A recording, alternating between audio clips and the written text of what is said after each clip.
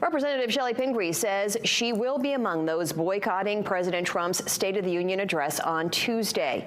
Instead, she will join dozens of her Democratic colleagues for a rally on the National Mall that is being billed as the People's State of the Union.